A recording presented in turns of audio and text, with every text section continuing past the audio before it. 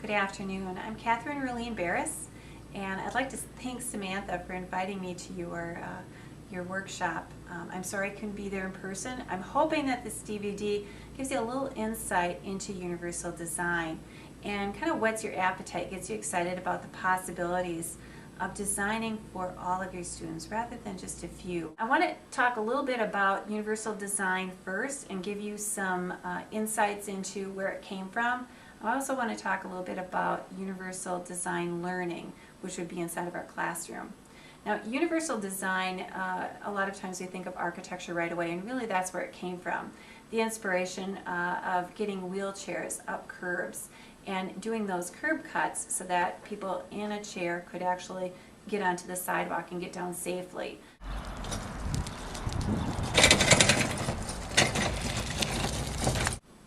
We found it wasn't people in wheelchairs that used these curb cuts as much as it was delivery people, people that worked for UPS or FedEx.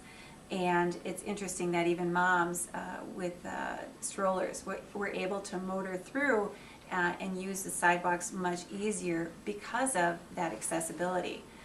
Those curb cuts are universally designed.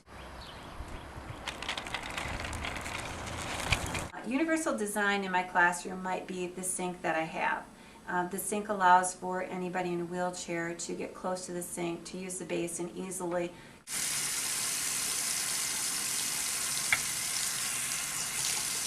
I also have faucets that are easy to use. The handles are easy to use. You don't have to grab them and twist them and turn them. A little bump of your wrist and you're going to be able to turn on the water independently. Universal design and learning is exactly the same thing. It's allowing access to learning and not adapting as much as you would think. A lot of times in a classroom we might say, oh, this student is going to work with linoleum to do printmaking, but because this student can't cut the linoleum, we're going to find a different material, or maybe we won't allow them to do printmaking at all because it's just too dangerous. Adapting is fine for a lot of our projects that we do, but if you can come up with projects and lesson ideas that are more universally designed so that everybody is using the same material, it adds a lot of strength to your program, and it also adds some really great insights for your kids. Using the same materials, the same tools to create the same and similar projects. I do have some resources for you to check out and possibly print off on my website. The website is bableto.com,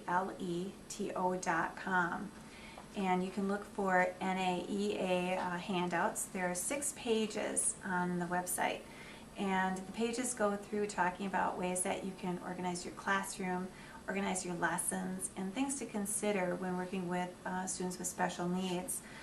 Also within the 6 pages, you're going to find a page of abilities to consider, whether it's sight or hearing or movement or cognitive ability. Rather than disability, I want you to think what people can do rather than what they can't do. That's going to allow us to have more success in our classroom. For example, when we think about hearing and we think about hearing impairment, we think about what kids can't do, they can't hear. And actually, you want to think about the ability of hearing. For some of our students, they can actually hear sounds, they can hear words, but how they put it together, their perception becomes sometimes jumbled up. So even though they can hear, do they really understand the directions that you're giving them? And today, within this DVD 20-minute time that we have together, I'll go through some of the communication that you can consider with icons. Also within this packet, you're going to find information and resources as far as websites to go, and even a materials list that you should consider for your classroom. Just a beginning, but it'll give you some ideas of different directions to go and things that I won't have time to cover today. Lastly, on this handout is going to be more information about universal design. I'm hoping that I can just whet your appetite a little bit. You're going to want to find more information on universal design, either within building, structure, facility, but also universal design in learning. And again, websites and links will be on that document for you. I hope you enjoy our time together. Communicating directions to our students, and especially our students with autism, is really important, and we're finding that there is a universal link as far as giving directions and how we can use icons, and that's what I'm going to demonstrate right now. I've used Board Maker for the icons, a little bit of Velcro, and just a sheet to let kids know that in art class they will be doing these steps. Typically all of my directions are written up on the board.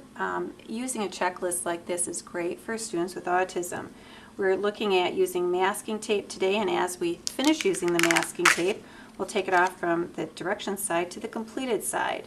We could use our chalk. We'll complete that. If we complete our black paint, we'll set it over here. Remove the masking tape. And the last direction that I have is to sign our name. And as we sign our name, we'd also move that over to the completed side. Using this kind of a checklist and Velcro really allows our students to have control of what they've completed, and they know what's still ahead. Signing names for a lot of our kids can be difficult, and especially for some of our students with physical limitations. And years ago I used to use stampers where Melissa, who had cerebral palsy, would have something a little bit adapted on the top so that she could actually stamp her own name. Shannon was a little bit, had more physical abilities, so she would use this to write her name. And as I was using these stampers, I found out that my students were not learning the sequencing or the letter shapes within their name. So we changed it up a little bit.